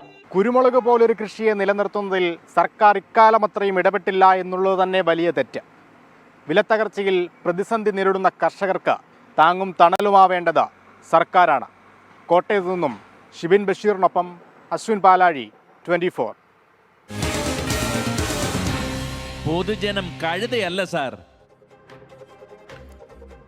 അശ്വിൻ്റെ റിപ്പോർട്ടിൽ എങ്ങനെയാണ് കർഷകർ വഞ്ചിക്കപ്പെടുന്നത് എന്നുകൂടിയുണ്ട്. കാരണം 1 കിലോ കുരുമുളക് 400 രൂപയ്ക്ക് കർഷകരുടെ കയ്യിൽ നിന്ന് വാങ്ങുകയും അത് പൊടിച്ച് കുരുമുളക് പൊടിയായി നമ്മൾക്ക് പാക്ക് ചെയ്ത് കിട്ടുമ്പോൾ ഏതാണ്ട് 1000 രൂപയിലധികം നമ്മൾ നൽകുകയും വേണ്ട അതാണ് വിപണിയിലെ വില. അപ്പോൾ എങ്ങനെയാണ് കർഷകർ വഞ്ചിക്കപ്പെടുന്നത്? കുരുമുളകിൻ്റെ ഉപോൽപ്പന്നങ്ങൾക്കൊക്കെ തീ വിലയാണ്, പക്ഷേ കർഷകർക്ക് അതിൻ്റെ പ്രയോജനം കിട്ടുന്നില്ല. അങ്ങനെയാണ് കർഷകർ വഞ്ചിക്കപ്പെടുന്നത്. സ്പൈസസ് ബോർഡൊക്കെ കൃത്യമായി പരിശോധിക്കേണ്ടതാണ് ഇക്കാര്യം, പക്ഷേ ആ പരിശോധന നടക്കുന്നില്ല. എന്താണ് കർഷകർക്ക് കൂടുതലായി പറയാനുള്ളതെന്ന് കൂടി നമുക്ക് കേൾക്കാം. വിലയിടിവ് ഇങ്ങനെ കുറേ നാളുകളായിട്ട് നിലനിൽക്കുക. ഒരു 7 വർഷത്തിനുള്ളിൽ അതിനൊരു മാറ്റം വരേണ്ടതാണ്, പക്ഷേ ഇതുവരെ അതിനൊരു മാറ്റം വന്നിട്ടില്ല. മുളക് ഉണ്ടായിക്കഴിഞ്ഞാൽ അത് പറിക്കാൻ പോലും ആളില്ലാത്തൊരവസ്ഥ. പറിച്ചാൽ അതിന് വിലയില്ല. ആ പറിക്കാനുള്ള കൂലി കൊടുക്കാനുള്ള ഒരു ഇത് നമുക്ക് കിട്ടുന്നില്ല. കേന്ദ്ര സർക്കാർ ഇടപെട്ടെങ്കിൽ മാത്രമേ ഇതിന് എന്തെങ്കിലും ഒരു മാറ്റം വരാൻ പറ്റുള്ളൂ. കാരണം ഇത് ഇറക്കുമതി കയറ്റുമതിയുടെയൊക്കെ ഒരു പ്രശ്നമുണ്ട്. ഗവൺമെൻറ് ഭാഗത്തു നിന്നൊന്നും ഒരു 50 പൈസ പോലും കിട്ടുന്നില്ല. കാരണം ഇതെല്ലാം നമ്മുടെ കൈപ്പുറപ്പിൽ നിന്ന് നമ്മൾ സ്വന്തമായിട്ട് ചിലവഴിച്ച് നമ്മൾ ചെയ്യണം. ഇപ്പം ഏതാണ്ട് 480 രൂപയൊക്കെയാണ് ഇപ്പം പേപ്പറിൽ തന്നെ വരുന്ന വില. നമ്മൾ വിൽക്കാൻ ചെയ്ത് കഴിഞ്ഞാൽ അത്രയും പോലും കിട്ടത്തില്ല. ഇപ്പോഴത്തെ കുരുമുളകിൻ്റെ വില അനുസരിച്ച് ഒരു 800 രൂപയെങ്കിലും കിട്ടിയാലേ മുതലാവത്തുള്ളൂ, കൂലി അനുസരിച്ച്. ഇപ്പോഴത്തെ റബ്ബറിൻ്റെ ഒരു അവസ്ഥ പോലെ തന്നെ ഇത് നിൽക്കുന്ന ഒരവസ്ഥയാണ്. നേരത്തെ ഒരു കുരുമുളക് കർഷകൻ എന്നൊക്കെ പറഞ്ഞു കഴിഞ്ഞാൽ ഇത് ആവശ്യം ഇത് ഉണക്കി സൂക്ഷിച്ച് വെക്കാം, ആവശ്യത്തിന് എടുത്ത് വിൽക്കാൻ പൈസ ഉണ്ടാക്കാവുന്നൊരവസ്ഥയായിരുന്നു. ഇന്നിപ്പോൾ അത് 380 താന്ന് 400. ഈ കുറച്ച് വർഷങ്ങളായിട്ട് ഈ ഒരു വില തന്നെയാണ് നിലനിൽക്കുന്നത്. ഒരു പ്രേക്ഷകൻ പറയുന്നു, ഷൈൻ പി മാത്യു, അദ്ദേഹം പറയുന്നത്, ഞാൻ ഇന്നലെ കുരുമുളക് കൊടുത്തു, 485 രൂപ കിട്ടി. നിങ്ങൾ പറയുന്നു 430. ഇതിൽ ഏതാണ് സത്യം എന്നാണ് അദ്ദേഹം ചോദിക്കുന്നത്. ശരിയാണ്, 485 രൂപയൊക്കെ വിപണി വിലയുള്ളതായി നമ്മൾ കാണാറുണ്ട്. പക്ഷേ ഇപ്പോൾ ഇതാ കോട്ടയത്തെ കർഷകരുടെ പ്രതികരണം കണ്ടല്ലോ. 430, 420, 400-ൽ താഴെയൊക്കെയാണ് അവിടെ വില. ഇത് കോട്ടയം ബ്യൂറോ തയ്യാറാക്കിയ റിപ്പോർട്ടാണ്. ഇനി അതിൽ കൂടുതൽ 480 എന്നുള്ള വില, വിപണി വില അത്രയും കിട്ടുന്ന ആരെങ്കിലും ഉണ്ടെങ്കിൽ നല്ലത് എന്നേ പറയാനു. പക്ഷേ അത് എവിടെയാണ് എന്ന് ഷൈൻ പി മാത്യു അറിയിച്ചിട്ടില്ല. 100 ഗ്രാം കുരുമുളക് പൊടിക്ക് 100 രൂപയിലധികമാണ് എന്ന് വേറൊരു പ്രേക്ഷകൻ അറിയിച്ചിട്ടുണ്ട്. 100 ഗ്രാം കുരുമുളക് പൊടിക്ക് കുരുമുളകിന് 80 രൂപ വാങ്ങി എന്ന് മാർക്കറ്റിൽ നിന്ന് വാങ്ങിയപ്പോൾ അത്രയും രൂപയായി എന്ന് വേറൊരു പ്രേക്ഷകൻ അറിയിച്ചിട്ടുണ്ട്. അപ്പോൾ എന്താണ് വിപണിയിലെ പ്രത്യേകതകൾ, എങ്ങനെയാണ് കർഷകർ വഞ്ചിക്കപ്പെടുന്നതെന്ന് വീണ്ടും ഇവിടെ പ്രേക്ഷകർ തന്നെ അത് വ്യക്തമാക്കുകയും ചെയ്യുന്നുണ്ട്. മറ്റൊരു പ്രധാന റിപ്പോർട്ട്, മുഖ്യമന്ത്രി പിണറായി വിജയനും സംഘവും നടത്തുന്ന അമേരിക്കൻ ക്യൂബൻ യാത്രയ്ക്ക് 2.5 കോടി രൂപയിലധികം ചെലവ് വരുമെന്ന് കണക്കുകൾ. ജൂൺ 8 മുതൽ 18 വരെയാണ് മുഖ്യമന്ത്രിയുടെയും സംഘത്തിൻ്റെയും വിദേശ സന്ദർശനം. സംസ്ഥാനം കടുത്ത സാമ്പത്തിക പ്രതിസന്ധി നേരിടുന്നതിനിടെയുള്ള വിദേശയാത്രയ്ക്കെതിരെ പ്രതിപക്ഷം ഇതിനോടകം രംഗത്തെത്തിയിട്ടുമുണ്ട്. ആ റിപ്പോർട്ട് കാണാം. അബുദാബി നിക്ഷേപ സംഗമത്തിലേക്കുള്ള യാത്ര കേന്ദ്ര സർക്കാർ തടഞ്ഞതിന് പിന്നാലെയാണ് മുഖ്യമന്ത്രിയും മന്ത്രിമാരും ക്യൂബയിലേക്കും അമേരിക്കയിലേക്കും പറക്കുന്നത്. ലോക കേരള സഭയുടെ റീജിയണൽ സമ്മേളനവും ലോകബാങ്കുമായുള്ള ചർച്ചയുമാണ് പ്രധാനപ്പെട്ട പരിപാടികൾ. ഈ യാത്രയ്ക്കായി വൻ തുക ചെലവ് വരുമെന്നാണ് ലഭ്യമാകുന്ന വിവരം. ജൂൺ 8 മുതൽ 13 വരെ അമേരിക്കയിലും 13 മുതൽ 18 വരെ ക്യൂബയിലുമാണ് മുഖ്യമന്ത്രിയുടെയും സംഘത്തിൻ്റെയും സന്ദർശനം. ആദ്യ സംഘത്തിൽ 11 പേരും രണ്ടാം സംഘത്തിൽ 8 പേരുമുണ്ട്. US ലോക കേരള സഭയുടെ റീജിയണൽ സമ്മേളനത്തിൽ മുഖ്യമന്ത്രി പങ്കെടുക്കും. ലോകബാങ്കുമായി ചർച്ചയും നടത്തും. US-ൽ സ്പീക്കറും ധനമന്ത്രിയും, ക്യൂബയിലേക്കുള്ള യാത്രയിൽ ആരോഗ്യമന്ത്രിയും മുഖ്യമന്ത്രിയെ അനുഗമിക്കും. അമേരിക്കയിലേക്കും അവിടെ നിന്ന് ക്യൂബയിലേക്കും ഉയർന്ന ക്ലാസ്സിലുള്ള വിമാനയാത്രാ ടിക്കറ്റുകൾ, താമസം, ഭക്ഷണം, സുരക്ഷ, മറ്റ് ആഭ്യന്തര യാത്രകൾ തുടങ്ങിയവയ്ക്കായി ഏകദേശം 2.5 കോടിയിലധികം രൂപ വേണ്ടിവരുമെന്നാണ് വിലയിരുത്തൽ. ഒന്നാം പിണറായി സർക്കാരിന്റെ കാലം മുതൽ ഇതുവരെ 19 വിദേശയാത്രകളാണ് മുഖ്യമന്ത്രി പിണറായി വിജയൻ നടത്തിയത്. 15 ഔദ്യോഗിക യാത്രകളായിരുന്നു. ചികിത്സാർത്ഥം 3 യാത്രകളും ഒരു സ്വകാര്യ യാത്രയും നടത്തിയെന്നും നിയമസഭയിൽ മുഖ്യമന്ത്രി തന്നെ അറിയിച്ചിട്ടുണ്ട്. കോടികൾ പൊടിപൊടിച്ചുള്ള വിദേശയാത്രകൾ കൊണ്ട് എന്താണ് നേട്ടമെന്ന ചോദ്യമാണ് പ്രതിപക്ഷം ഉയർത്തുന്നത്. അവശ്യ ചെലവുകൾക്ക് പോലും നിയന്ത്രണം ഏർപ്പെടുത്തുന്ന സർക്കാർ ഇക്കാര്യത്തിൽ ധൂർത്തടിക്കുകയാണെന്നും ആരോപണമുണ്ട്. 24 തിരുവനന്തപുരം. പൊതുജനം കഴുതയല്ല സാർ. മുഖ്യമന്ത്രിയുടെയും മന്ത്രിമാരുടെയും ഒക്കെ വിദേശയാത്ര ഒരു രാഷ്ട്രീയ വിവാദം കൂടിയാണ്. അപ്പോൾ സ്വാഭാവികമായും ജനങ്ങളുടെ പ്രതികരണത്തിനും ആ രാഷ്ട്രീയ സ്വഭാവം ഉണ്ടാകും. നമുക്കത് പരിശോധിക്കാം. സാധാരണക്കാരൻ്റെ കാശെടുത്തിട്ടാണ് ഇവർ ഈ ദൂർത്തടിക്കുന്നത്. അവർക്ക് ഇങ്ങനെ പോകാം വരാം ഇങ്ങനെയൊക്കെയുള്ള ഒരു പല അഭിപ്രായങ്ങളും ആൾക്കാരും ജനങ്ങളും പറയല്ലേ മുഖ്യമന്ത്രിയെ പറ്റി. KSRTC നഷ്ടത്തിലാണ്, അതിനൊന്നും പൈസ ഇല്ല. അവർക്ക് ടൂർ പോകാനൊക്കെ പൈസ ഉണ്ട്. അത് നാട്ടിന് ഉപകാരപ്രദമായിട്ടുള്ള രീതിയിലാണ് ചെയ്യുന്നതുണ്ടെങ്കിൽ അതാവാം. അത് മുമ്പും അങ്ങനെ പലരും ചെയ്തിട്ടുണ്ട്. അത് ഇനി ചെയ്യുന്നതുകൊണ്ടും നാടിന് ഉപകാരപ്രദമാണെങ്കിൽ അതിനോട് തെറ്റില്ല. ടൂറിനാണെങ്കിൽ പബ്ലിക്കിൻ്റെ ചെലവിൽ പോകേണ്ട കാര്യമില്ല. അല്ലാതെ അവിടെ ഫോറിൻ കൺട്രീസിലെ ഇൻഫ്രാസ്ട്രക്ചർ എന്താണ്, അവരുടെ കൾച്ചർ എന്താണെന്നൊക്കെ അവർക്ക് മനസ്സിലാക്കാൻ വേണ്ടിയിട്ടുള്ള ഒരു ഓപ്പർച്യൂണിറ്റി ആയിട്ടാണെന്നുണ്ടെങ്കിൽ ഫൈനാണ്. അതൊക്കെ പാഴ്ചെലവുകളാണ്. അതിനെ കൊണ്ട് ജനങ്ങൾക്ക് ഒരു ഉപകാരവും ഇല്ലെന്നാണ് എൻ്റെ അഭിപ്രായം. നമ്മൾ ജനങ്ങളുടെ പൈസ ഇങ്ങനെ ദുരുപയോഗിക്കുന്നത് അത്ര ശരിയല്ല. സംസ്ഥാനത്തിൻ്റെ ആവശ്യങ്ങൾക്ക് വേണ്ടി പോകുന്ന കാര്യങ്ങളാണെന്നുണ്ടെങ്കിൽ ഏറ്റവും നല്ലതാണത്. ഒരു ഭരണാധികാരി പല ആവശ്യങ്ങൾക്കും പല വിദേശ രാജ്യങ്ങളും സന്ദർശിക്കാറുണ്ട്. നമ്മുടെ പ്രധാനമന്ത്രി നിരന്തരം വിദേശ രാജ്യങ്ങൾ സന്ദർശിക്കുന്നുണ്ട്. അതുപോലെ നമ്മുടെ മന്ത്രിമാരും സന്ദർശിക്കുന്നുണ്ട്. ആ സന്ദർശനത്തിന് കൃത്യമായ കാരണങ്ങളുണ്ടാവും. നേരത്തെ നമ്മൾ പറഞ്ഞതുപോലെ രാഷ്ട്രീയ അടിസ്ഥാനത്തിലൊക്കെയുള്ള പ്രതികരണം ജനങ്ങളുടെ ഭാഗത്തുനിന്നും ഉണ്ടാകുന്നുണ്ട്. ഇപ്പോൾ ഒരു പ്രേക്ഷകൻ ടെലിഫോൺ ലൈനിലുണ്ട്. കോഴിക്കോട് നിന്ന് നാണു. നമസ്കാരം ശ്രീ നാണു, താങ്കൾക്ക് ഏത് വിഷയമാണ് ഞങ്ങളുടെ ശ്രദ്ധയിൽപ്പെടുത്താനുള്ളത്? നമസ്കാരം സാർ, ഞാൻ നാദാപുരം മണ്ഡലത്തിലാണ്, വളയം പഞ്ചായത്തിലാണ്, 5ാം വാർഡിലാണ് എൻ്റെ വീടുള്ളത്. 6ാം വാർഡും 5ാം വാർഡുമായിട്ട് 2 ഭാഗം പുഴയാണ്. അവിടെ ഒരു നടപ്പാലം ആവശ്യമുണ്ടായിരുന്നു, അതുകൊണ്ടാണ് വിളിച്ചത്. നടപ്പാല പുഴയ്ക്ക് കുറുകെ അവിടെ പാലമില്ല, അതാണ് പ്രശ്നം അല്ലേ? അതെ. യെസ്. ഈ വിഷയത്തിൽ ഇതിനോടകം നിങ്ങൾ എന്തായാലും ജനപ്രതിനിധിയുടെയൊക്കെ ശ്രദ്ധയിലും ഒക്കെ കൊണ്ടുവന്ന് കാണുമല്ലോ, ഇതല്ലേ? എന്തെങ്കിലും ഒരു മറുപടി അവിടെ ഒന്ന് കിട്ടിയിരുന്നോ? വളയം പഞ്ചായത്തിൽ ഒരിക്കൽ എഴുതി കൊടുത്തിരുന്നു. അപ്പം പറഞ്ഞ് മലയോര വികസനം വരട്ടെ, അന്നേരം നടക്കാം എന്ന് പറഞ്ഞു. ഇത്ര മാത്രം. വേറെ വഴി എന്ന് പറഞ്ഞാൽ ഏത് പുഴയായത്? മുതുകുച്ചിപ്പുഴ, മാവുള്ളയാലിൽ മുതുകുച്ചിപ്പുഴ എന്ന് പറയുന്ന സ്ഥലമാണ്. വളയം പഞ്ചായത്തിലെ 2 വാർഡുകളെ തമ്മിൽ ബന്ധിപ്പിക്കുന്ന ഒരു പാലം അല്ലെ, ഒരു നടപ്പാലം ഈ മേഖലയിൽ ആവശ്യമാണ്. അക്കാര്യത്തിൽ ജനങ്ങളുടെ സമ്മർദ്ദമുണ്ട്. അവരുടെ ആവശ്യം കണക്കിലെടുക്കണം ജനപ്രതിനിധികൾ. പഞ്ചായത്ത് ആ ഒരു പ്രപ്പോസൽ ജനപ്രതിനിധിക്ക് മുന്നിൽ വെക്കണം, സർക്കാരിൽ മുന്നിൽ വെക്കണം. അതിലൊരു അനുകൂല ഇടപെടൽ. ഈ മഴക്കാലമൊക്കെയാണ് വരാൻ പോകുന്നത്, ജനങ്ങൾക്ക് ബുദ്ധിമുട്ടുള്ള സമയമാണ്. എന്തായാലും നമ്മൾ ഈ വിഷയം വിശദമായി തന്നെ പരിശോധിക്കാം. ഞങ്ങളുടെ ഒരു പ്രതിനിധി പരമാവധി വേഗത്തിൽ ആ സ്ഥലത്ത് എത്തി ഇത് പരിശോധിക്കാൻ പറ്റുന്ന തരത്തിലുള്ള ക്രമീകരണം കൂടി ഏർപ്പെടുത്താം. അധികൃതരുടെ ശ്രദ്ധയിലും നമുക്ക് ഈ വിഷയം കൊണ്ടുവരാം. വളരെ നന്ദി വിളിച്ചതിന്. നേരത്തെ ഈ സർക്കാരിൻ്റെ യാത്ര, മുഖ്യമന്ത്രിയുടെ വിദേശയാത്രയെ പറ്റിയുള്ള പ്രതികരണം ഇപ്പോഴുമുണ്ട്. എന്താണ് ഈ KSRTCയിലെ ശമ്പള പ്രതിസന്ധി പരിഹരിച്ചിട്ട് പോരെ യാത്ര എന്നൊക്കെ ചോദിക്കുന്നുണ്ട്. പിന്നെ അതുപോലെ ശമ്പളത്തിന് പണമില്ലാതെ കഷ്ടപ്പെടുന്ന ഒരു കൂട്ടം KSRTCക്കാർ സമരത്തിലാണ്, അവരെപ്പറ്റി ഓർക്കണം. അങ്ങനെയൊക്കെ പറയുന്നുണ്ട് പ്രേക്ഷകരും. പോയിട്ട് വരട്ടെ, ഇനി കുറച്ച് കഴിഞ്ഞാൽ അങ്ങനെയൊക്കെ അങ്ങനെ രാഷ്ട്രീയ സ്വഭാവത്തിലുള്ള പ്രതികരണങ്ങളും വരുന്നുണ്ട്. എന്തായാലും അതിൽ വളരെ സജീവമായ ചർച്ച സമൂഹ മാധ്യമങ്ങളിൽ നടക്കുന്നുണ്ട് എന്നുകൂടി പ്രതികരണങ്ങൾ വ്യക്തമാക്കുന്നുണ്ട്. മറ്റൊരു റിപ്പോർട്ടിലേക്കാണ് ഇനി നമ്മൾ കടക്കുന്നത്.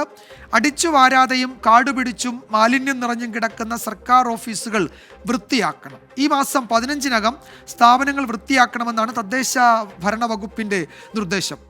സ്ഥല സൗകര്യമുള്ള ഓഫീസുകളിൽ ജൈവ കൃഷി തുടങ്ങണം. ഈ നിർദ്ദേശങ്ങളൊക്കെ തദ്ദേശ ഭരണ വകുപ്പ് മുന്നോട്ട് വയ്ക്കുന്നുണ്ട്. നമുക്ക് ആ റിപ്പോർട്ട് കാണാം. മാലിന്യ സംസ്കരണത്തിന്റെയും പരിസര ശുചിത്വത്തിന്റെയും തുടക്കം സർക്കാർ സ്ഥാപനങ്ങളിൽ നിന്നാണ്. ഓഫീസിൽ മാത്രമല്ല, സർക്കാർ സ്ഥാപനങ്ങളിലെ ജീവനക്കാർ വീടുകളിലും മാലിന്യം മാതൃകാപരമായി കൈകാര്യം ചെയ്യണമെന്നാണ് സർക്കാർ നിർദ്ദേശം. ഓഫീസുകളിൽ കൂടിക്കിടക്കുന്ന ഉപയോഗശൂന്യമായ ഫർണിച്ചറുകൾ, ഇ വേസ്റ്റുകൾ എന്നിവ അടിയന്തരമായി നീക്കം ചെയ്യണം. കാട് പിടിച്ചു കിടക്കുന്ന ഓഫീസുകൾ വൃത്തിയാക്കണം. ഈ മാസം 15-നകം ഓഫീസുകൾ വൃത്തിയുള്ളതാക്കി മാറ്റണമെന്നാണ് തദ്ദേശ സ്വയംഭരണ വകുപ്പിന്റെ നിർദ്ദേശം. പരിസര ശുചിത്വം സർക്കാർ സ്ഥാപനങ്ങളിൽ നിന്ന് തുടങ്ങുന്നത് നല്ലതാണെന്നും എന്നാൽ സ്കൂളുകളിൽ ഉൾപ്പെടെ ശുചിത്വം ഉറപ്പാക്കേണ്ടതുണ്ടെന്നും ആവശ്യമുയരുന്നുണ്ട്. എന്താ ചെയ്യണമെന്ന് വെച്ചാൽ ആ ആഫീസുകളിലുള്ള എല്ലാ ഉദ്യോഗസ്ഥരും സ്വന്തം ആഫീസാണെന്നുള്ള ബോധ്യത്തോടുകൂടി ശുചീകരണത്തിന് ഇറങ്ങുകയാണെങ്കിൽ ഒരു പരിധിവരെയൊക്കെ ഓഫീസുകൾ ക്ലീൻ ചെയ്ത് കൊണ്ടുപോകാൻ കഴിയും. അതോടൊപ്പം തന്നെ ഈ പറഞ്ഞ പോലെ ആഫീസുകളിൽ ഇങ്ങനെ ക്ലീൻ ചെയ്യുന്നതോടൊപ്പം തന്നെ സർക്കാരിൻ്റെ ഭാഗത്തു നിന്നുള്ളൊരു പ്രത്യേക ഇടപെടലുകളും വേണം. എന്നാലാണ് ആ സർക്കാർ ഓഫീസുകളിലെ ഈ പറഞ്ഞ പോലെ ഈ ക്ലീനിങ് ഒക്കെ കൃത്യമായിട്ട് നടക്കുള്ളൂ. സർക്കാർ സ്ഥാപനങ്ങളിലെ ശുചിത്വം ശുചിമുറി വരെ ഉണ്ടാകണം. മാലിന്യ സംസ്കരണം ഒരു വകുപ്പിന്റെ മാത്രം ചുമതലയല്ല. സർക്കാർ, അർദ്ധ സർക്കാർ, പൊതുമേഖലാ സ്ഥാപനങ്ങളും ശാസ്ത്രീയമായ രീതിയിൽ മാലിന്യ സംസ്കരണം നടപ്പാക്കണമെന്നാണ് നിർദ്ദേശം. ജൈവ മാലിന്യങ്ങൾ ഉറവിടത്തിൽ തന്നെ സംസ്കരിക്കാനുള്ള ക്രമീകരണം ഏർപ്പെടുത്തണം. അജൈവ മാലിന്യങ്ങൾ ഹരിതകർമ്മസേനയ്ക്ക് കൈമാറണം. അലങ്കാരങ്ങൾക്കും മറ്റുമായി നിരോധിത പ്ലാസ്റ്റിക് ഉൽപ്പന്നങ്ങൾ ഉപയോഗിക്കരുതെന്നും നിർദ്ദേശമുണ്ട്. സർക്കാർ ഓഫീസുകളിലെ ഔദ്യോഗിക പ്രവർത്തനങ്ങൾ വിലയിരുത്താനെത്തുന്ന ഉദ്യോഗസ്ഥർ മാലിന്യ സംസ്കരണവും ശുചിത്വ പരിസരവും കൂടി വിലയിരുത്തി ആവശ്യമെങ്കിൽ തിരുത്തലുകൾ കൊണ്ടുവരണമെന്നും നിർദ്ദേശമുണ്ട്. കൊച്ചിയിൽ നിന്ന് ക്യാമറാമാൻ അനൂവി നായർക്കൊപ്പം വിനീത VG 24. പൊതുജനം കഴുതയല്ല സാർ. എന്തായാലും ഈ നിർദ്ദേശത്തോട് ആർക്കും വലിയ വിയോജിപ്പുണ്ടാകുമെന്ന് തോന്നുന്നില്ല. കാരണം സർക്കാർ ഓഫീസുകളൊക്കെ വൃത്തിയായി കിടക്കട്ടെ. നമ്മൾ നിരന്തരമായി നമ്മളുടെ ആവശ്യങ്ങൾക്ക് കയറി ഇറങ്ങുന്ന ഓഫീസാണ്. ഇനി അവിടെ സ്ഥലം ഉണ്ടെങ്കിൽ അവിടെ ജൈവ കൃഷി നടക്കട്ടെ. മാലിന്യ സംസ്കരണത്തിൻ്റെ ഒക്കെ പാഠങ്ങൾ സർക്കാർ ഓഫീസുകൾ ആദ്യം ജനങ്ങൾക്ക് കാണിച്ചു കൊടുക്കട്ടെ. അതൊക്കെ നല്ല നിർദ്ദേശമാണ്. എന്തൊക്കെയാണ് നാട്ടുകാർക്ക്, ജനങ്ങൾക്ക് പറയാനുള്ളതെന്ന് കൂടി നമുക്ക് കേൾക്കാം. സർക്കാർ ഓഫീസ് ആദ്യം നന്നാക്കണം. പിന്നെ സർക്കാർ ഓഫീസ് നമ്മൾ അവിടെ ചെല്ലുമ്പോൾ ഓഫീസൊക്കെ അവരുണ്ടെങ്കിലല്ലേ അമ്മ ഇത് ചെന്നിട്ട് കാര്യമുള്ളൂ. ആളില്ലാത്ത അവസ്ഥ ഉണ്ടാവുമല്ലോ. അവർക്ക് തോന്നിയ വരെയുള്ള സ്മെല്ല് ഭയങ്കരമായിരിക്കും, പിന്നെ വൃത്തിയില്ല. അതൊക്കെ മെയിൻ കാരണം തന്നെയാണ്. ആ അനുഭവം ഉണ്ടായിട്ടുണ്ട്. അപ്പം ഏറ്റവും നല്ലത് വൃത്തിയാക്കി ഇടുക, അത് തന്നെ ഏറ്റവും നല്ലത്. സാധാരണക്കാർക്ക് അത് തന്നെ നല്ലത്. ഓഫീസിലുള്ള ഓഫീസിലെ കാര്യങ്ങൾ നമ്മൾ നിവർത്തിക്കാൻ ചെന്ന് കഴിഞ്ഞാൽ അത് നിവർത്തിച്ചുകൊണ്ട് വരാനൊന്നും പറ്റില്ല. ഓഫീസിൽ ചെല്ലുമ്പോൾ ആൾക്കാരുണ്ടാവില്ല. പിന്നെ വൃത്തിയാക്കിയിട്ടിട്ട് എന്താ കാര്യം? ഈ പൊതുവിടം വൃത്തിയാക്കാനുള്ള പരിപാടി നോക്കാൻ പറ. അതാണ് അതിൻ്റെ ഇത്, അല്ലാതെ വേറെ ഒന്നുമില്ല. വേസ്റ്റ് തെറ്റാണല്ലോ. അപ്പം നമ്മൾ വൃത്തിയായിട്ട് സൂക്ഷിക്കണം. സർക്കാർ പറയണ കറക്റ്റ്. നമ്മുടെ ഉത്തരവാദിത്വമുണ്ട്.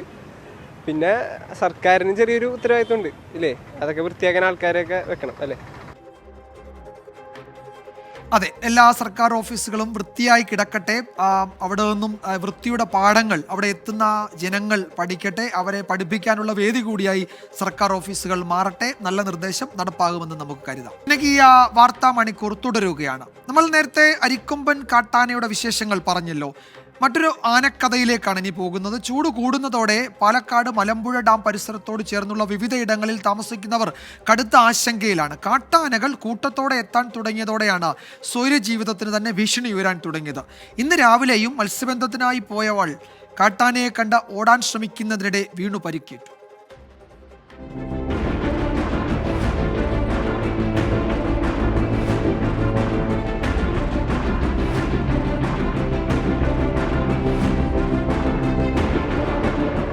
PT-7 കൂട്ടിലായിട്ടും രക്ഷയില്ല.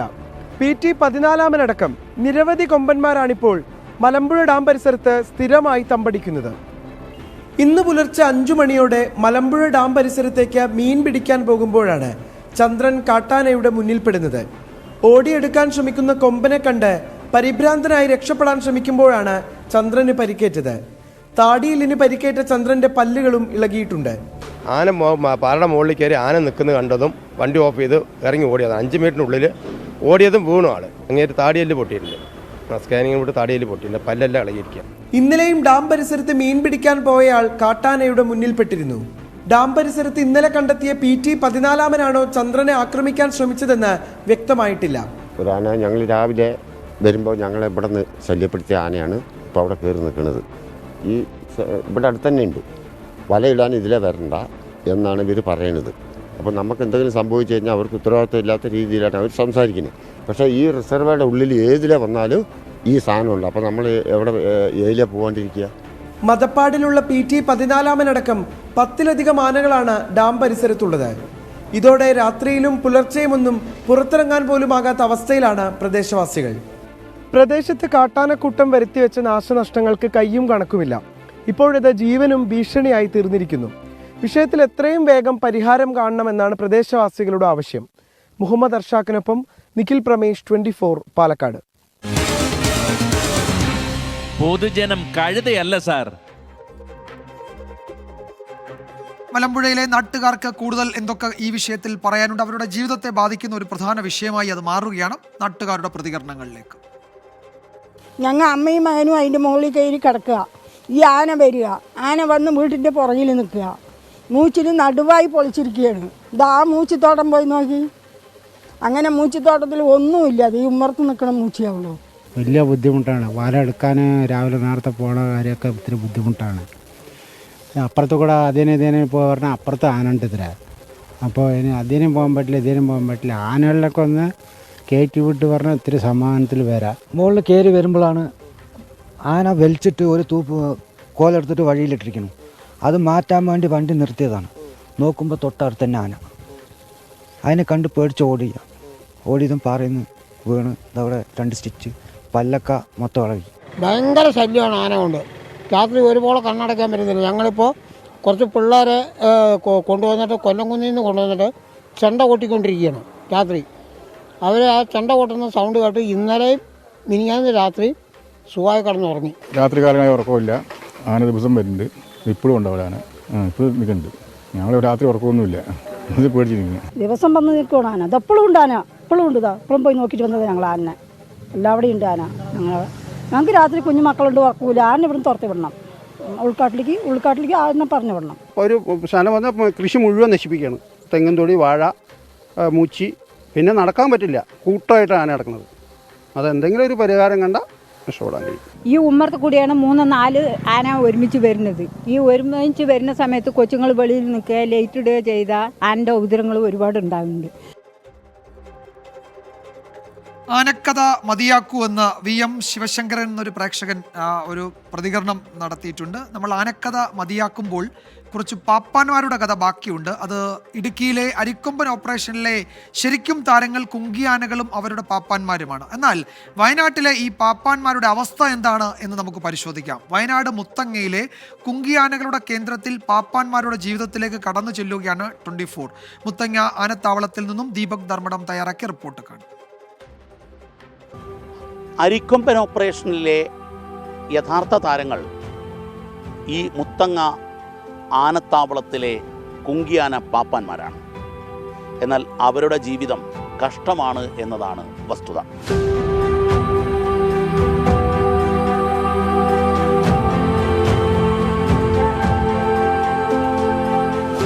ഇടുക്കിയെ ഏറെ നേരം നെഞ്ചിടുപ്പിലാക്കിയ മിഷൻ അരിക്കൊമ്പൻ വിജയിപ്പിച്ച കുങ്കിയാന പാപ്പാന്മാരുടെ കാഴ്ചകളാണിത്.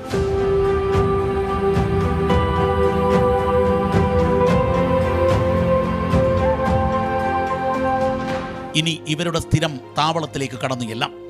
വനം വകുപ്പിന്റെ മുത്തങ്ങയിലെ ആനത്താവളത്തിൽ രാവും പകലുമില്ലാതെ ഏതു ദൗത്യത്തിനും സജ്ജരായിരിക്കുന്ന കുങ്കിയാന പാപ്പാന്മാർക്ക് താമസിക്കാൻ കൃത്യമായി നല്ലൊരിടമില്ല എന്നതാണ് വസ്തുത. ഈ കാണുന്ന കൊച്ചു കെട്ടിടത്തിലാണ് 7 പാപ്പാന്മാർ ഒരുമിച്ച് താമസിക്കേണ്ടി വരുന്നത്. സർക്കാരിന്റെ കാരുണ്യം തങ്ങളിലേക്കും എത്തണമെന്നതാണ് ഈ പാപ്പാന്മാരുടെ അഭ്യർത്ഥന. അരിക്കൊമ്പനോട് ഇഞ്ചോടിഞ്ചു പോരാടിയ കോന്നി സുരേന്ദ്രന്റെ പാപ്പാൻ വൈശാഖിന്റെ പ്രതികരണം ഒന്ന് ശ്രദ്ധിക്കാം. ഇവിടെ പഴയ ഹട്ടുകളാണ് ഇതൊക്കെ എല്ലാതും. ഇത് ആൾക്കാർക്ക് കൊടുത്തോണ്ടിരുന്ന അതിലാണ് ഇപ്പോൾ എല്ലാ ആനക്കാരും താമസിക്കുന്നത്. ഒരു ക്വാർട്ടേഴ്സിൽ ഇപ്പോൾ ഞങ്ങൾ 2 ആനക്കാർ കൂടിയിട്ട് 7 പേരാണ് താമസിക്കുന്നത്. ഞങ്ങൾ തരാന്നൊക്കെ പറയേണ്ടവർ ക്വാർട്ടേഴ്സ് റെഡിയാക്കിയാലെന്ന് പറഞ്ഞിട്ടുണ്ട്. കിട്ടിയാൽ നന്നായിരുന്നു.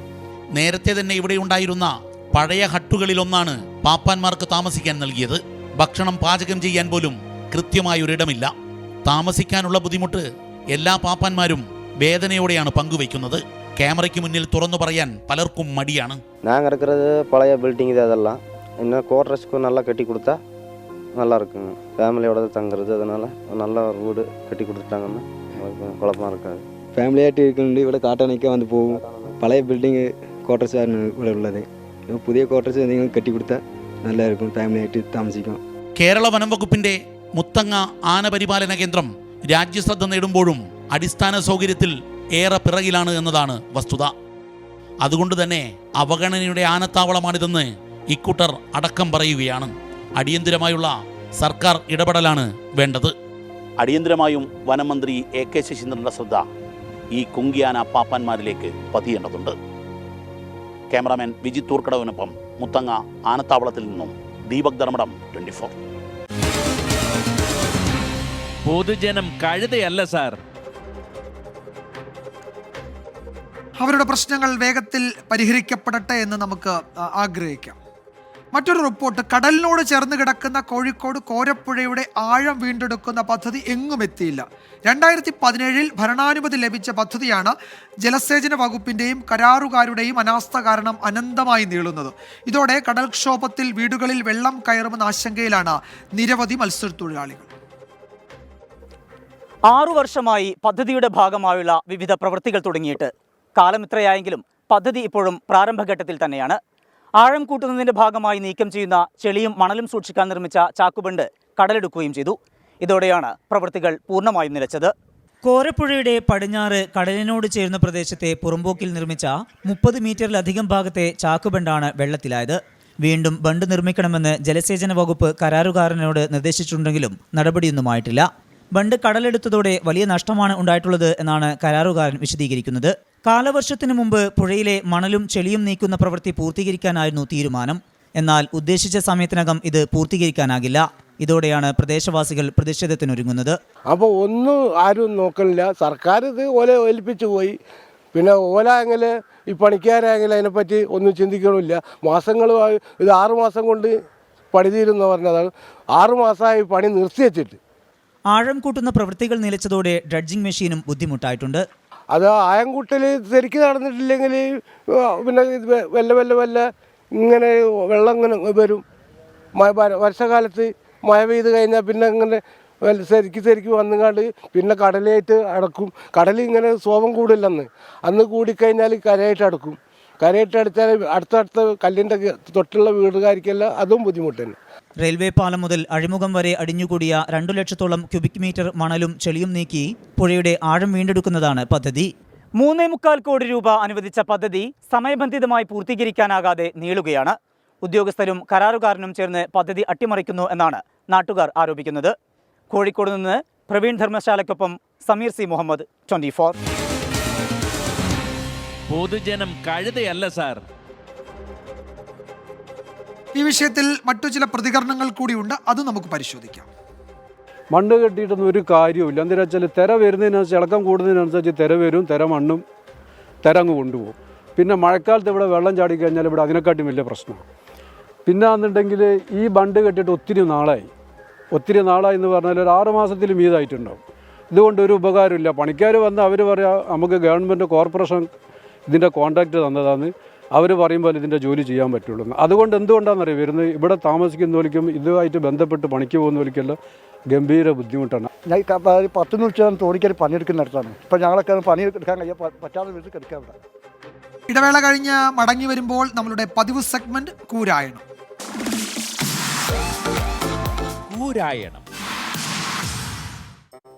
ക്യാമറ എന്ന് പറഞ്ഞ എന്തുറ്റാ വൻ സംഭവല്ലേ. അതുകൊണ്ട് 10-20 അല്ല 100 കോടിയുടെ അഴിമതിയാണ് നമ്മുടെ പ്രതിപക്ഷം ഉന്നയിക്കുന്നത്.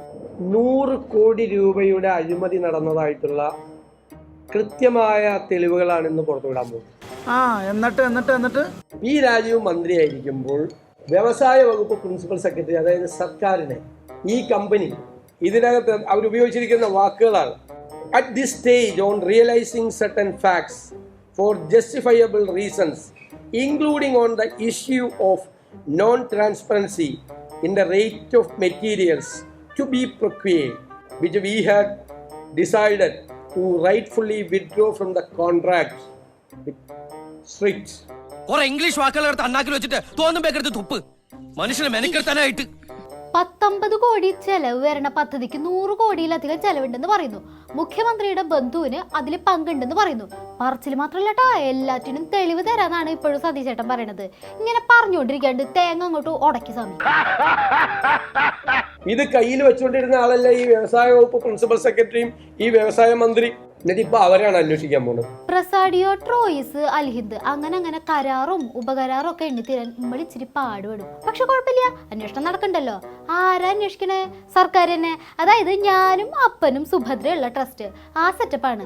ആ ട്രസ്റ്റിന്റെ കൂലങ്കശമായ അന്വേഷണം നടക്കുന്നോണ്ടാണല്ലോ മുഖ്യമന്ത്രി ഇപ്പൊ ഒന്നും മിണ്ടാത്തത്. അല്ലെങ്കിൽ എന്നെ ആഞ്ഞടിച്ചേനെ.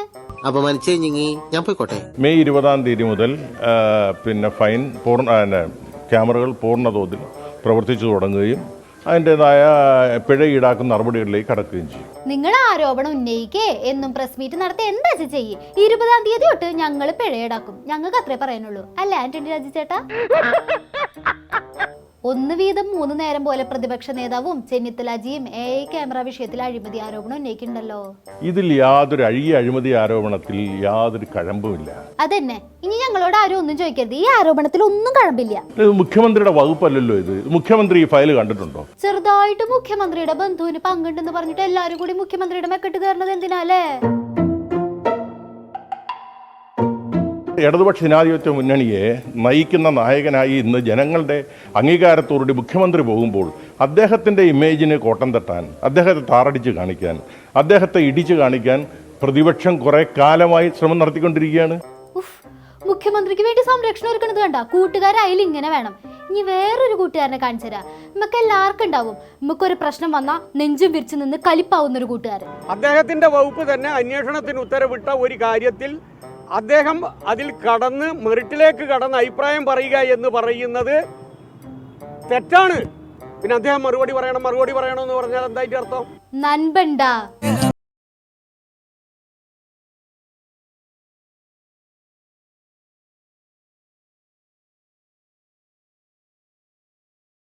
ക്യാമറ വന്ന അന്ന് തുടങ്ങിയിട്ടുള്ള വിവാദമാണ്. പ്രതിപക്ഷം ഉന്നയിക്കുന്ന ആരോപണങ്ങൾക്കൊന്നും ആരോപണ വിധേയർ ഉത്തരം പറഞ്ഞിട്ടില്ല എന്നുള്ളതാണ് ഇതിലെ ദുരൂഹത. അവസാനിപ്പിക്കും മുമ്പ് ഒരു കാര്യം കൂടി പറയട്ടെ. അതെ സതീശേട്ടാ, ഇവിടുത്തെ യഥാർത്ഥ പ്രശ്നം AI ക്യാമറ അല്ലാന്നും പ്രതിപക്ഷ നേതാവും മുൻ പ്രതിപക്ഷ നേതാവും തമ്മിലുള്ള പ്രശ്നമാണെന്നും ഒരു നാട്ടുവർത്താനുണ്ട് കേട്ടോ. അതായത് നിങ്ങളിൽ ആരാ ക്യാമെന്ന് തെളിയിക്കാനുള്ള മത്സരമാണ് നടക്കുന്നതെന്നാണ് നാട്ടുകാർ പറയണത്.